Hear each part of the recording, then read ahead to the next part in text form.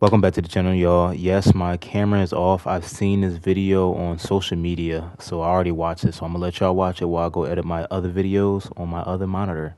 So make sure y'all like, comment, subscribe, and hit that notification bell when I upload. Y'all, here go Miss Jasmine Crockett. Let's get it. Crockett. The civil rights lawyer went on to win a seat in Congress and has been one of the most prominent national voices against the GOP's redistricting efforts. And joining us now is the lady herself, Democratic Congresswoman Jasmine Crockett of Texas. Congresswoman, thanks so much for being with us. And so you're a veteran of this 2021 effort that definitely, it shaped a lot of headlines, but at the end of the day, the national conversation was stoked about voting rights legislation, but nothing happened nationally. What's different at this moment?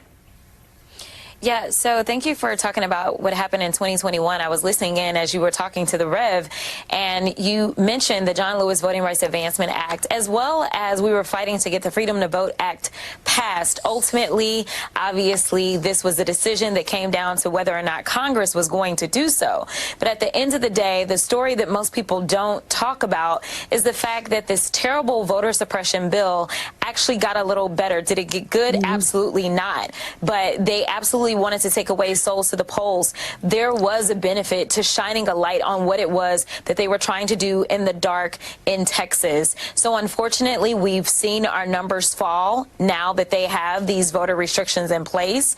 But I do think it's important for us to have the conversation around the fact that this is bigger than Texas. This isn't just about the 5 seats in Texas. This is about a power grab. It is about basically setting the tone for what Donald Trump will try to do throughout this country so that he can suppress the voices of black and brown folk just so that he can stay in power. Congresswoman Danny Savalas, you organized a walkout yourself in 2021. Are you concerned that repeated walkouts could backfire politically, painting Democrats as obstructionists rather than standing up for voting rights? Absolutely not. Unfortunately, as you also heard from the Rev, there are so many people that feel like the Democrats have not been fighting hard enough. Well, I am here to tell you, as you've already stated, I have been a loud voice of opposition to this regime thus far. We have some of the best fighters that you can find right there in the state of Texas. And so now it will be interesting to see some of those new young voices that will be introduced to the nation as they talk about why it was so important to do this and deny the quorum as they continue to go after our voices in a majority minority state, and they are continuing to suppress them systemically. And we know that the Supreme Court now is going to take up a Section 2 case, and we know that Section 2 is basically the only section we really have left of the Voting Rights Act. Congresswoman, hi, it's Molly John Fast. I was wondering if you could talk, about what there's a lot of stuff going on in the Texas House and the State House, a lot of drama. We see there's like going to be drama with this Senate race, the Cornyn Senate race. The Republicans are actually really fighting with themselves, too. I wonder if you could talk to us. Yeah, I mean, just unbelievable stuff. I wonder if you could talk to us about sort of what's happening there and a little bit about your the other people in the Texas House who are, how are they feeling heading to Chicago? Have you been talking to them? Yeah, so about my former colleagues, I am so excited.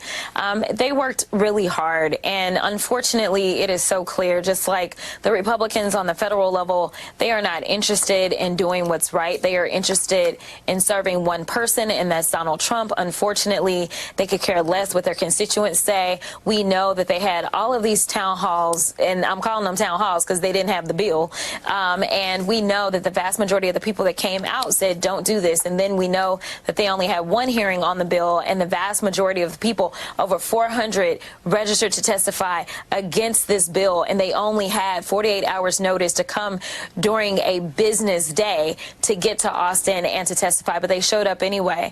But when you talk about the dysfunction within the party, I'm sure you have seen the headlines from my friend from Georgia, as she's now come to the realization that maybe the Republicans aren't big fans of women women, and she's coming to these other realizations about the Republican Party. I think it is something to be said that there's MAGA and then there's Republicans. And I think that's what you're even seeing that's going to play out in this Senate race. I will be honest with you and tell you that Senator Cornyn is a Republican. I will be honest with you also and tell you that Ken Paxton is MAGA through and through. We're talking about someone who had been under felony indictment in the state of Texas for almost a decade. In fact, he was indicted before the felon in the White House was indicted. We're talking about someone who had been under federal investigation. We're talking about someone who was impeached by his own party and then was not convicted as his wife sat in the jury on the Senate side. And now she has said, I want to divorce you. And she's stating that it's biblical reasons. And I guess it had nothing to do with that fake Uber account that he had when he was going to see his mistress that was a part of his impeachment trial. Let me tell you, there is drama on top of drama, and there definitely are no family values whatsoever to be found.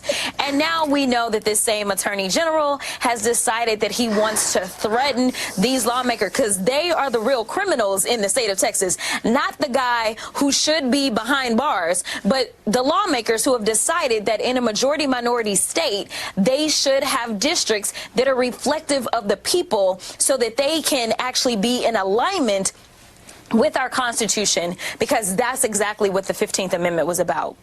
I want your take on the direction that this redistricting fight kind of tells us the country may be going. And we understand, we've had conversations with a lot of Democrats. We had Beto on last night talking about the sort of need to fight fire with fire. So if that means California needs to take certain steps, New York, whatever, then Democrats have a responsibility, he and many others feel right now, to do that.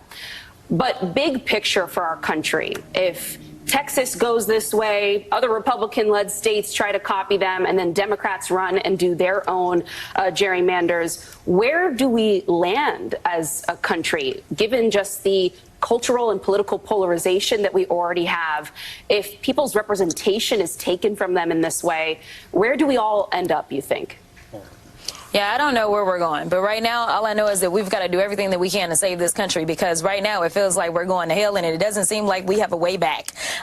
You know, I actually had to leave a congressional delegation trip where we were in, I was in London at the time with the Judiciary Committee, and it is very frightening to see how far, how much influence this terrible regime is having, not just in this country, but on other countries. It is also terrible that our friends don't know if we can be good friends. We know that Canada is upset with us. We know that Mexico is upset with us. So the only thing that I know is that democracy is hanging by a thread, if that much. And so I do believe that we need to do everything that we can in this moment. And ultimately, the history books will write kindly about us, and well, we'll see what they write about the other side.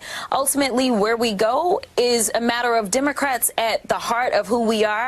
We believe in fairness. We believe in equity. We don't think that those are bad words. And so I think that what you'll see is that if we can get things back on track and we can get the basics back in there. You talk about the Voting Rights Act. Listen, this was reauthorized in a bipartisan way ever since it was signed into law by a Texan in the 60s. It's only now that we are debating whether or not every single citizen should have equal access to representation. Now that is a debate. Now that we've started to see that we are getting more colorful. That's the same reason that we've decided that people should be rounded up and thrown away in random cages and treated as if they are lesser than. It is time to get some humanity back in this country. It is time for us to finally be the beacon of hope that we historically have been for the rest of the world. And if this is what it takes, then this is what it takes. We are in a battle, and we are in a battle, as Joe Biden said when he ran, for the soul of this country. We are fighting for better.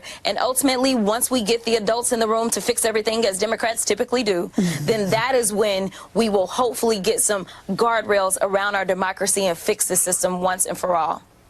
Congresswoman Jasmine Crockett, thank you so much for joining us.